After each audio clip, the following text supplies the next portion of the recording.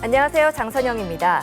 상제님의 말씀을 담은 인류의 세모나 원전인 도전을 강독한 책, 천지성공을 만나는 네 번째 시간입니다. 인류는 달나라까지 탐험할 정도로 문명이 많이 발달했지만 정작 인간 생명의 본질에 대해서는 정확하게 아는 것이 거의 없습니다. 인간이란 존재는 무엇이며 영혼은 있는 것인지, 또 죽고 나면 어떻게 되는 것인지, 인간이라면 가장 궁금해하는 주제가 아닐까 싶은데요. 오늘의 천지성공 네 번째 시간으로 인간 영혼의 비밀과 신명세계에 대해서 알아보겠습니다. 오늘 이 시간 귀한 말씀을 해주실 임성호 수호사님 모셨습니다. 수호사님 안녕하세요. 네, 안녕하세요. 네, 아마 우리가 살아가면서 가장 궁금해하는 주제가 바로 인간의 탄생과 또 죽음에 대한 것이 아닐까 싶은데요. 네, 인간 삶과 죽음은 어떤 관계가 있을까요? 네, 인간이 제일 궁금한 것이 내가 왜 태어났는지, 그리고 죽으면 어떻게 되는지 하는 문제일 것입니다. 동서 종교에서 인간 생명의 본질과 죽음에 대해서 많은 이야기를 하였지만 명확하게 밝힌 것이 없습니다. 상제님께서는 인간 탄생과 죽음의 비밀을 명쾌하게 밝혀주셨습니다. 네. 도전에 그 내용이 상세하게 나오는데요. 저의 아이들이 뱃속에 있을 때 제가 도전을 탐독하며 정성 공부를 하였는데 첫 번째 아이가 그 뱃속에 있을 때 제가 3번을 보게 되었습니다. 그리고 둘째 아이는 유산의 위기가 있었기 때문에 보름 동안 계속해서 그 아이를 보게 되었는데 태어나서 보니까 제가 꿈에서 본 그 아이들이 바로 지금 태어난 아이하고 똑같다는 것을 알게 되었습니다. 네. 도전 말씀 그대로 하늘에 신명이 들어와서 인간 생명으로 태어난다는 것을 알게 되었습니다. 제가 본 것이 바로 그 아이의 신명이었습니다. 정산 상제님은 삶과 죽음의 관계를 이렇게 밝혀주셨습니다. 네. 생유어사하고 사유어생이니라. 삶은 죽음으로부터 말미암고 죽음은 삶으로부터 말미암느니라. 죽음이 결코 끝이 아니라는 말씀해 주셨는데요. 그런데 이 삶이 죽음으로부터 비롯된다, 이 말은 무슨 뜻인가요? 네, 상제님의 이 말씀은 인간의 탄생과 죽음, 현실 세계와 사후 세계가 서로 일체관계로 연결되어 있다는 것입니다. 네. 마치 동전의 그 앞뒷면과 같이 손바닥의 앞뒷면과 같은 그런 관계입니다. 즉 생유어사, 인간이 탄생하는 것은 천상 신명세계에서 삶을 그만두고 다시 인간의 삶을 시작하는 것이고, 사유어생, 인간 세계에서의 죽음은 천상 신명세계의 삶을 시작한다는 그런 뜻입니다. 사람의 생일이 신명계의 제삿날이고 사람의 제삿날은 신명세계의 생일이 되는 셈이죠. 네, 말씀을 들어보니까 이 삶과 죽음이 계속 순환한다고 할까요? 서로 연속이 되어 있다는 생각이 듭니다. 네, 천지성공 그 157쪽을 한번 보겠습니다. 죽음에 대해 상제님께서 밝혀주신 말씀이 있습니다. 네. 죽으면 아주 죽느냐, 매미가 허물 벗듯이 옷 벗어 놓는 이치니라. 예, 죽음에 대해서 상제님께서 이렇게 말씀하셨습니다. 네. 매미가 허물 벗듯이 옷 벗어 놓는 이치니라고 하셨는데, 매미가 껍질을 벗고서 쏙 빠져나오듯 우리 인간의 죽음이라고 하는 것은 이 육신의 껍데기를 벗고서 껍데기를 바로 벗는 것이라는 것이죠.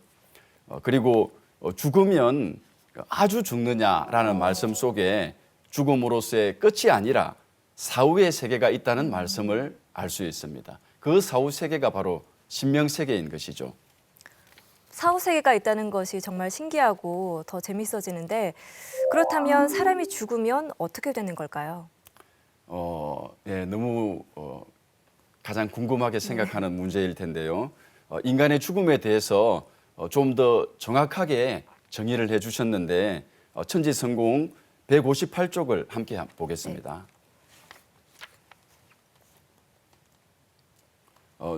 죽음의 정의를 내린 말씀이라고 할 수 있겠는데 한번 읽어보겠습니다. 사람에게는 혼과 넋이 있어 혼은 하늘에 올라가 신이 되어 제사를 받다가 4대가 지나면 영도 되고 혹 선도 되며 넋은 땅으로 돌아가 4대가 지나면 귀가 되느니라. 인간 생명 속에는 혼과 넋이 있다고 말씀하셨습니다. 혼은 하늘의 기운을 받아서 생겨나고 넋은 땅의 기운을 받아서 생겨납니다. 우리가 뭐 이런 말을 자주 쓰는데 영혼이 맑은 장 아나운서님, 네. 제 목소리가 기백이 느껴지시죠? 네, 느껴집니다. 네, 이게 영혼의 혼과 기백의 백이 바로 혼과 넋을 이야기합니다.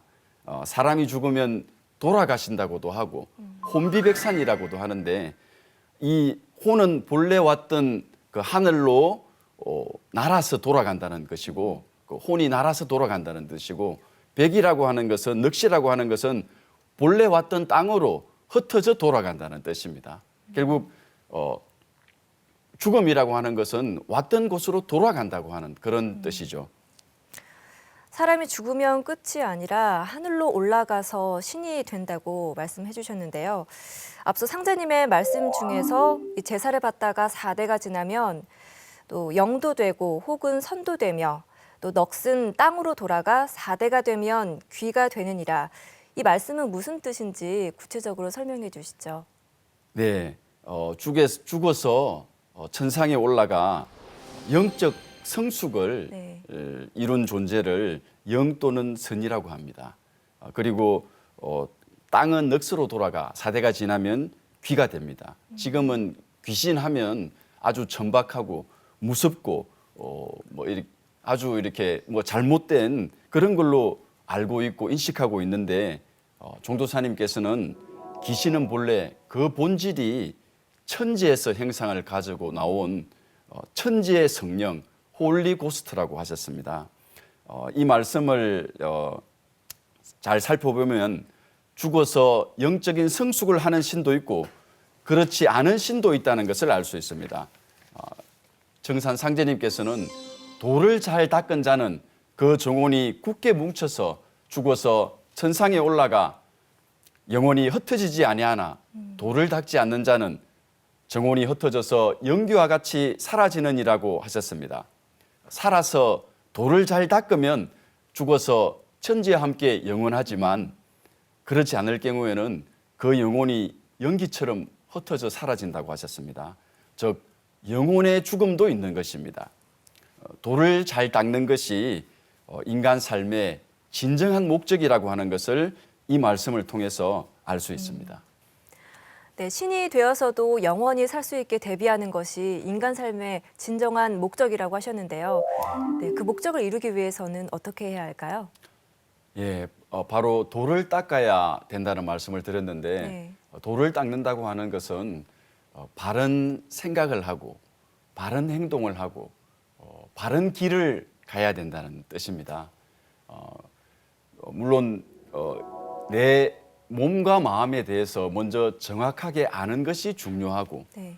그리고 그런 알을 통해 가지고 인간은 돌을 닦기 위해서는 꼭 수행을 해야 합니다. 우리가 네. 명상과 기도, 이 수행을 통해서 그런 삶의 그 목적을 달성할 수 있는 길을 더 분명하게 밝힐 수 있습니다.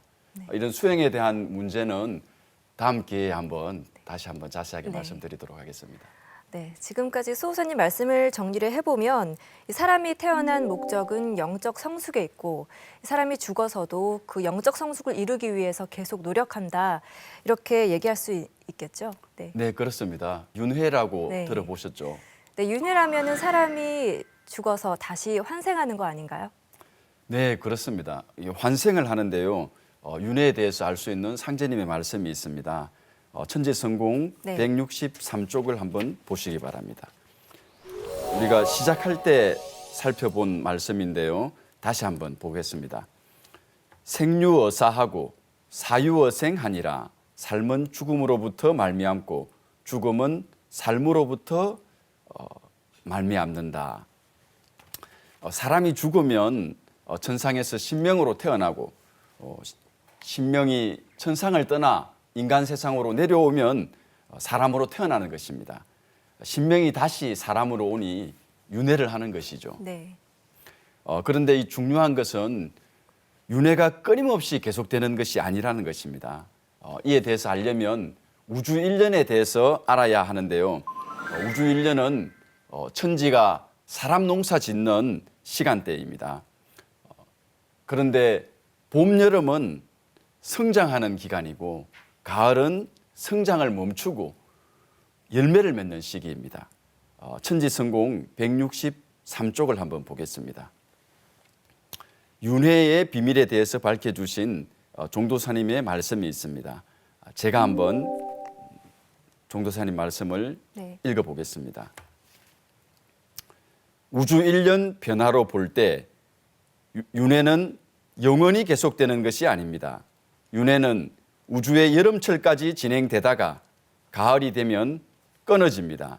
가을철은 인간이 성숙하여 열매를 맺는 수령을 하는 때이기 때문입니다. 네. 따라서 인간의 윤회란 봄, 여름철 동안 천상과 지상을 오가면서 거치는 영적 진화와 성숙의 과정인 것입니다.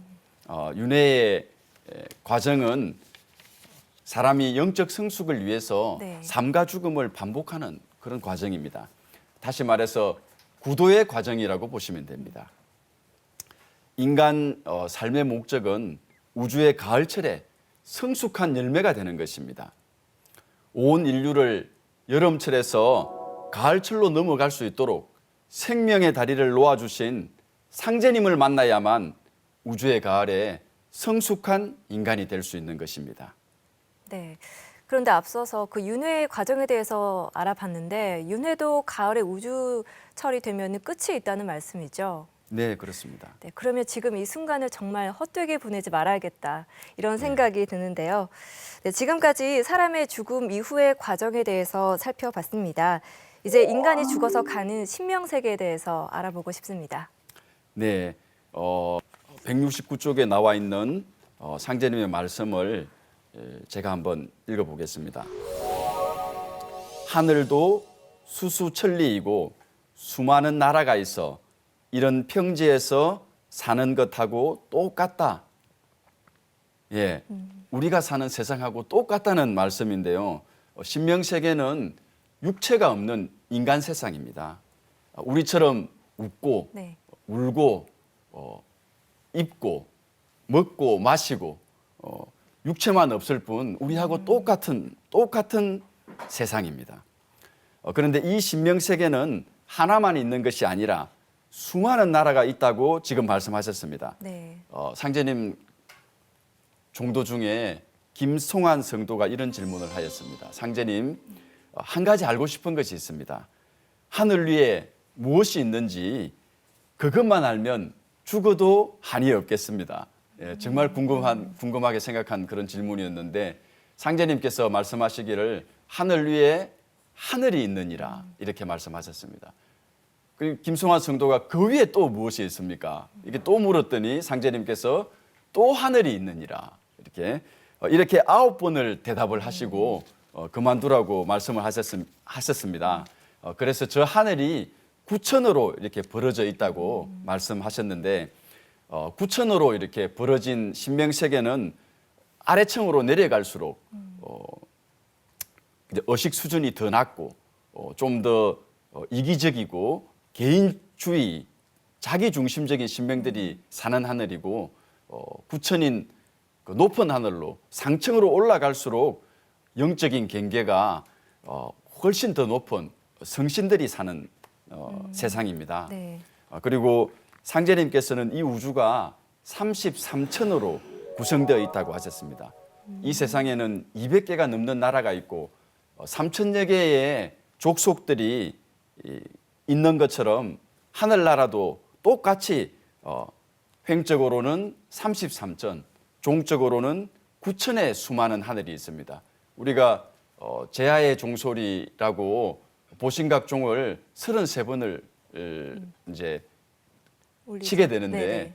이 33번을 울리는 이유가 저 하늘 33천의 하늘까지 33천 하늘 끝까지 다 울려달라라고 하는 그런 의미로 33번을 치게 됩니다. 네.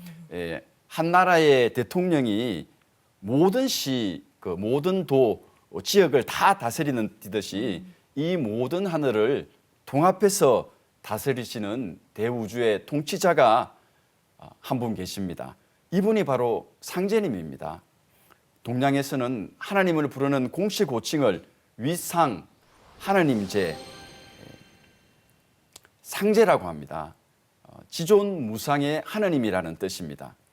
즉 상제님은 천상의 수많은 신명 중에서 최고의 절대자, 모든 신명을 다스리시는 통치하시는 하나님이라는 뜻입니다. 네.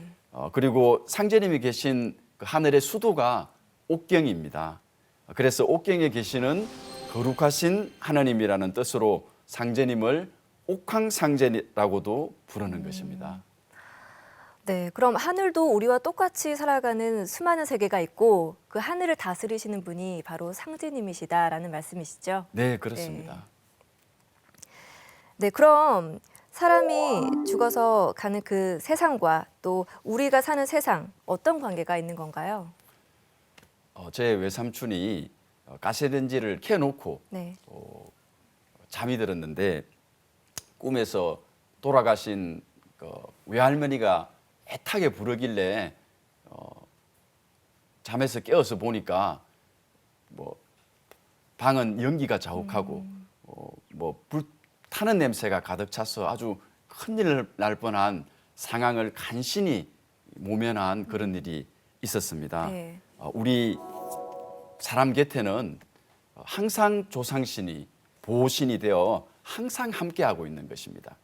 도장에서 태울주 수행을 하다 보면 조상님이 함께 수행하고 때로는 따뜻한 손길로 감싸주는 것을 느낄 수 있습니다. 그때는 무서움이 아니라 깊은 감동이 몰려와서 절로 이렇게 눈물을 흘리는 많은 성도님들을 보았습니다. 이런 그 신명기와 인간계가 밀접한 관계가 있다고 하는 것을 알 수 있는 그런 역사적인 사건들도 있습니다. 네.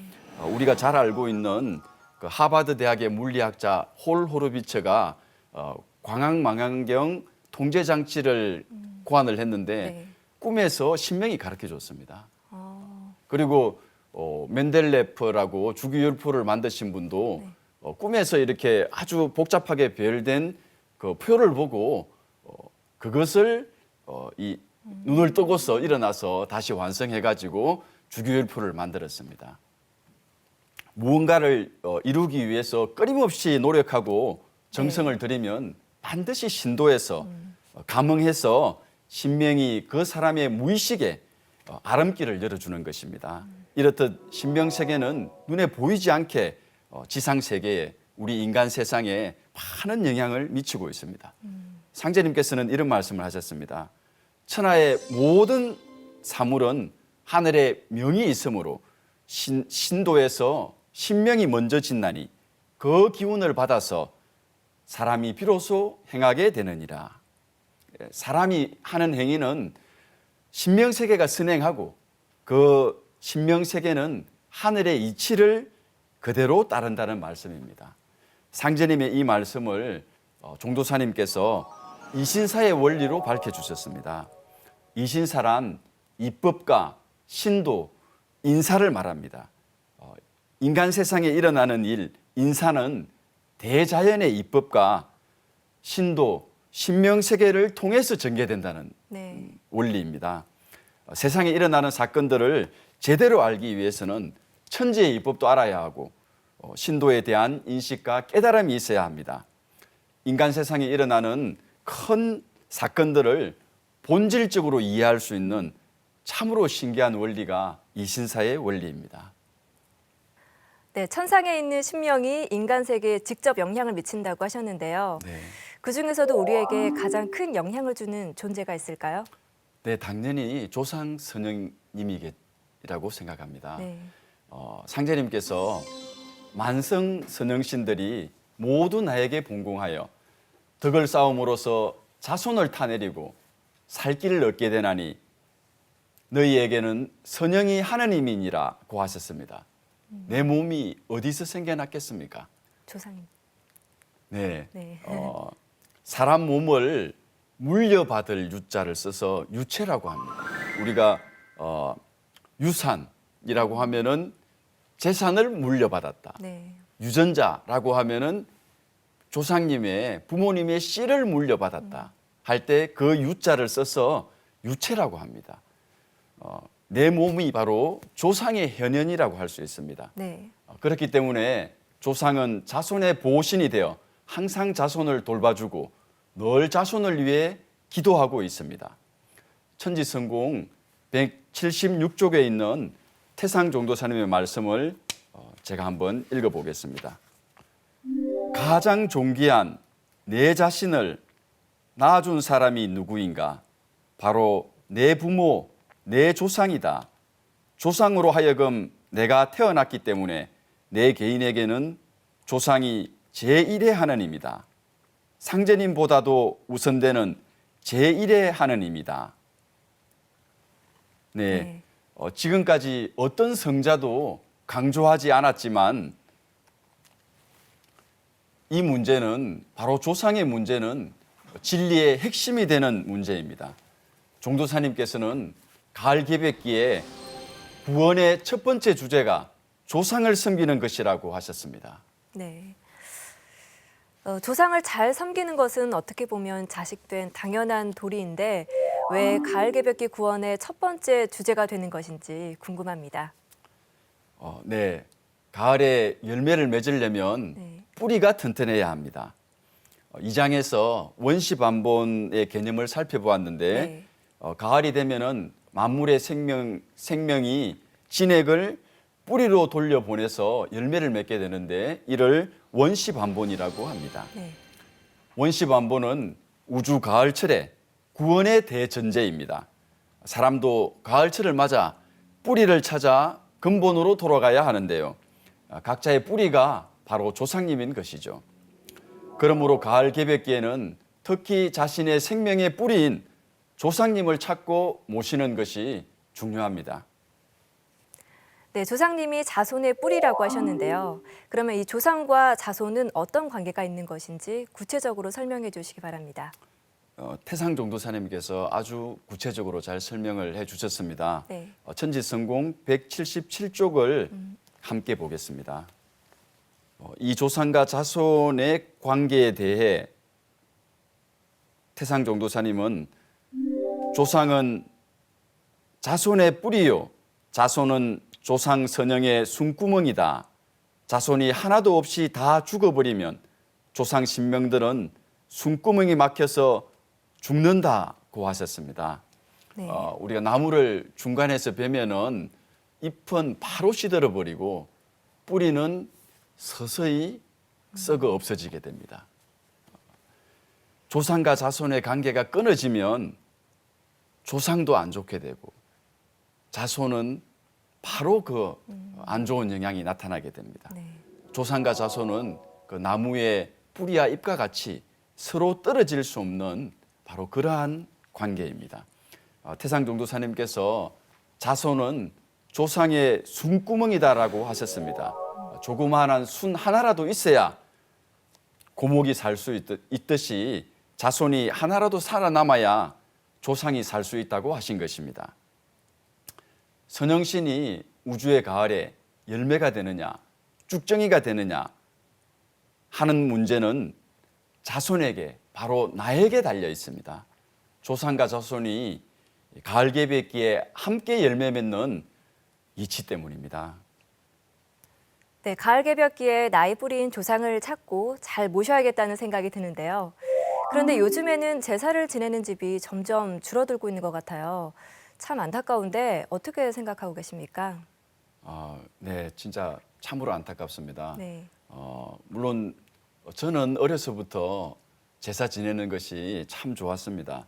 어머니가 실제로 조상님이 오신 것처럼 대문도 열어놓고 인사도 하고 그간의 사정을 상세하게 다 말씀드리고 그런 모습을 보고 야 진짜 조상님이 오셨구나 이렇게 생각을 하였습니다.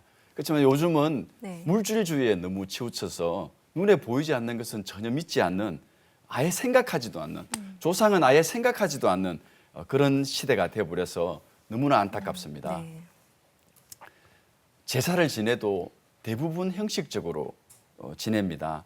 하지만 제사를 지내면 조상님이 실제로 오시거든요. 그리고 제사 지내는데 항상 즐겁게 참여하고 정말 맛있는 제사 음식을 꼭 먹어야 됩니다. 이를 음복이라고 하는데 조상님께서 내려주신 복을 자손들이 받아 먹는 것이 바로 음복입니다. 제사는 생명의 뿌리인 조상 하느님을 경배하고 그 은혜를 기리는 성스러운 의식입니다. 그래서 우리는 꼭 네. 조상님께 감사하고 그 감사를 말뿐이 아니고 꼭 제사를 지내야 합니다. 상제님의 말씀을 한번 들려드리겠습니다. 상제님께서는 조상은 아니 위하고 나를 위한다 함은 부당하나니 조상의 제사를 극진히 받들라. 사람이 조상에게서 몸을 받은 은혜로 조상 제사를 지내는 것은 천지의 덕에 합하느니라고 하셨습니다. 선영에게 몸을 받아 태어났기 때문에 선영을 먼저 모신 후에 조상을 먼저 모신 후에 상제님을 섬기라고 하신 것입니다. 우리 조상님이 제일 고맙고 제일 존귀한 바로 첫 번째 하느님입니다. 그래서 조상님의 은혜에 보온하는 그 가장 기본적인 예식이 제사이기 때문에 꼭 지내야 한다고 생각합니다. 네, 제사가 정말 그렇게 깊은 뜻이 담겨 있는데 더 정성껏 모셔야겠다는 생각이 듭니다. 네, 당연히 그래야죠. 그리고 조상을 섬기는 또 다른 방법으로 천도식이 있습니다. 네. 천도식은 조상의 원한을 풀어드리고 나아가 조상을 상제님의 대도세계로 인도하는 아주 거룩한 예식입니다. 가을개백기의 구원은 나 자신만의 구원이 아닙니다. 내가 구원받음으로써 천상에 있는 수백 대의 조상이 함께 구원받게 됩니다. 가을개백기에는 상제님의 진리를 만나서 조상과 함께 후천으로 넘어가야 합니다. 그러기 위해서는 조상님께 대한 보온의식을 가지고 조상을 극진히 모셔야 하는 것입니다. 네, 천도식을 통해서 조상님의 원한을 풀어준다고 하셨는데요. 그 원한이라는 것은 무엇일까요? 네. 원이라고 하는 것은 남에게 일방적으로 당해서 네. 가슴이 아픈 어떤 개별적인 정서를 이야기합니다. 제가 아는 지인이 최근에 이혼을 하게 되었는데 그 남편이 백수건달로 바람도 피우고 뭐 그랬었는데 그것도 참다가 그 남편의 폭행을 견디지 못해가지고 결국 이혼을 하였습니다. 그분이 지금도 이제 남편 그 시댁으로부터 가족으로부터 전화가 오면은 그냥 온몸이 부르르 떨면서 그냥 어쩔 줄을 모르는 이제 그런 바로 그것이 그러한 상처가 한이 되어 가지고 그 시간이 지나도 그 생각만 떠오르면은 한이 되는 바로 그것이 원입니다. 이게 일방적으로 당한 상처가 바로 원이고 네. 한이라고 하는 것은 인간이 성숙해가는 과정에서 입은 상처가 축적되어서 한이 됩니다. 네. 내가 집안이 너무 가난한 것이 한이 되었다. 아니면은 어릴 때 부모님이 돌아가신 것이 한이 되었다. 저의 그 처형이 집안 형편이 어렵고 동생은 많아서 학교를 제대로 다니지 못했습니다. 그래서 한이 맺혔는데 장모님이 돌아가시기 얼마 전에 이런 이야기를 했습니다. 공부를 제대로 못 시켜서 정말 미안하다. 뒷받침을 해주었으면은 크게 성공했을 텐데 정말 미안하다. 이 말을 듣고 나서 제 처형이 그 수십 년 동안 가슴에 가지고 있던 한이 이렇게 풀어졌다고 네. 하는 이야기를 들었습니다. 사람은 살아가면서 수많은 원가, 수많은 그 한을 가지게 됩니다. 아마도 원가 한이 없는 사람은 없을 것입니다. 네. 인간이 죽으면 끝이 아니다. 끝이 아니고 신명이 되어 하늘에서도 살아간다고 하는 것 사실을 안다면은 이 원한의 문제가 얼마나 중요하고 얼마나 무서운지 알 수 있을 것입니다. 전설의 고향에서 죽었어도 꼭 복수하리라고 하는 말은 절대 틀린 말이 아닙니다. 상제님께서는 원한의 파괴력을 이렇게 말씀하셨습니다. 한 사람의 원한이 능히 천지 기운을 막느니라. 또 말씀하셨습니다. 선천은 상극의 운이라. 상극의 이치가 인간과 만물을 맡아 하늘과 땅에 전란이 그칠 새 없었나니 그리하여 천하를 원한으로 가득 채운다고 하셨습니다. 이 상극의 원한이 폭발하면 우주가 무너져 내린다고 이렇게까지 말씀하셨습니다. 그런데 그 원한의 문제가 인간 세상을 멸망시킬 정도로 그 파괴력이 큰데 그 원한이라는 것이 영향력이 그렇게 큰가요? 네, 원한의 문제는 좀 전에 말씀드린 것과 같은 개인적인 문제만 있는 것이 아니고 아주 인류 역사를 전쟁의 역사라고 합니다. 네. 이게 뭐 지금까지 전쟁이 없는 시간들이 없는 그런 역사였었는데 전쟁터에서 쌓여온 그런 원한이 계속 쌓여와 가지고 사실 이 세상뿐만 아니고 이 우주도 멸망할 정도에 이르렀다고 할 수 있습니다. 사실 개인적인 원한도 뭐 여자의 원한은 온유에를 서리를 내린다고 사실 한 개인의 원한도 특히 이렇게 노예나 노비의 원한 이런 참 불쌍한 원한들은 역사를 바꾸게 되고 뭐 그 시대의 상황을 달리하게 되는 그런 원한이 사실은 될 수가 있습니다. 한 개인의 원한뿐만 아니고 이런 역사적으로 상극의 역사 속에서 전쟁의 역사가 진행되어 오면서 이 쌓여온 원한이 정말로 이 세상을 폭파시킬 정도의 그런 강력한 힘을 가질 수밖에 없다고 생각합니다. 네, 그렇다면 이 원한을 풀어야만 정말 살기 좋은 세상이 될 수 있는 거네요. 네. 네. 그래서 바로 상제님께서 우주의 주제자께서 이 세상에 강세하신 것입니다. 천지성공 185쪽을 한번 보겠습니다. 천지 안에 가득 차 있는 원과 한을 풀어주지 않으면 새 세상을 열 수가 없습니다. 새 세상이 올 수도 없습니다. 이렇게 네. 말씀하셨습니다. 이게 원한과 회원의 중요성을 말씀하셨습니다. 상제님께서 공자가 알고 하였으나 원망자가 있고 석가모니가 알고 하였으나 원억의 고를 풀지 못하였다고 말씀하신 것처럼 선천의 성자들은 중생의 한가 원통함을 풀어주지 못하였습니다. 천상의 신명들도 사람 사는 세상과 똑같다는 이야기를 지금까지 알아보았습니다. 우리가 싸우다가 안 되면 법원에 가고 고등법원, 대법원까지 가서 법리를 다투게 되지 않습니까? 그런 것처럼 이해관계가 서로 다른 수많은 신명들이 원한을 풀려면 신명계의 최고 통치자이신 상제님이 아니면 이 문제를 해결할 수가 없습니다. 천지의 모든 신명을 다스리는 상제님만이 천지 신명의 한을 풀어줄 수가 있는 것입니다.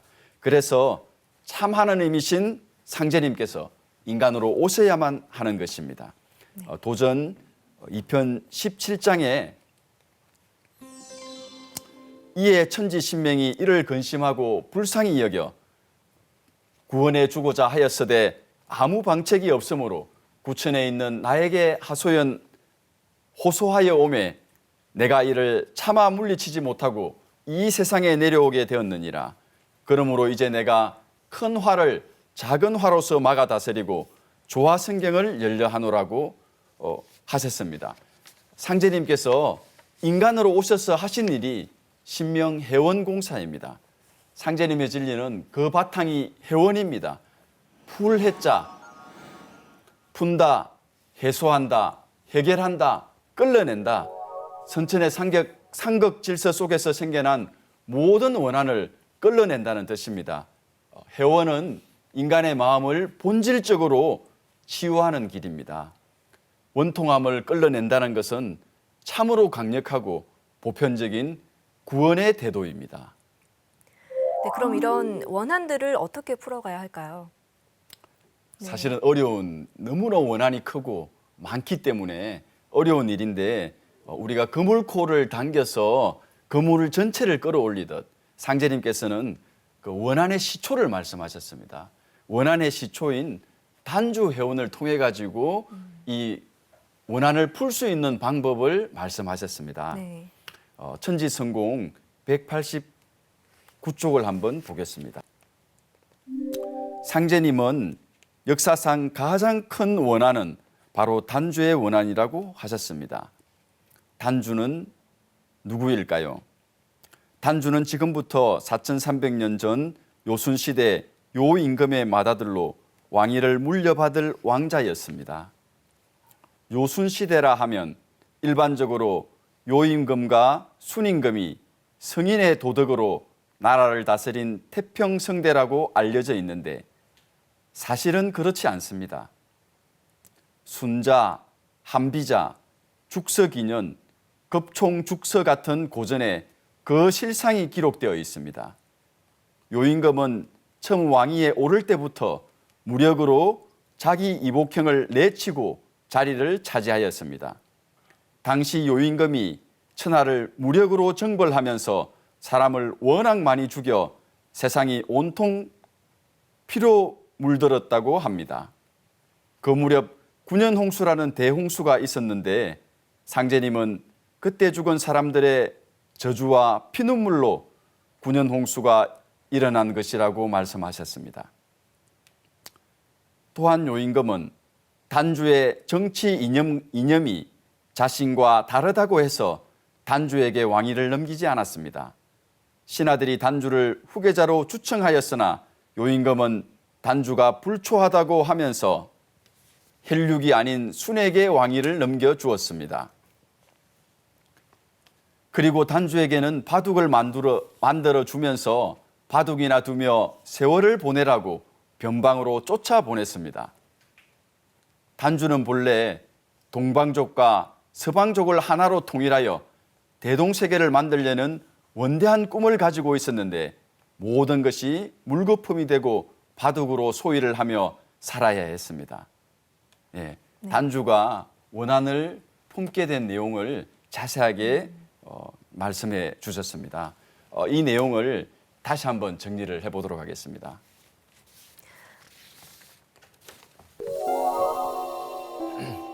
방금 읽어본 천지성공에 나와 있는 내용 단주의 원한을 두 가지로 살펴볼 수 있습니다. 인류 원한의 뿌리 단주의 첫 번째 원한은 단주가 다투기만 좋아하고 배 타고 놀기만 한 불초자로 역사에 기록되어 있습니다. 그 역사가 수천 년 동안 인류사에서 세인의 조소를 받아온 것입니다. 요순의 치적만을 부각시키려는 유가사관에 의해 단주에 얽힌 역사적 사실이 철저하게 왜곡된 것입니다. 둘째 단주의 원한은 단순히 왕위를 계승하지 못했다는 개인적인 차원에서 맺힌 것이 아닙니다.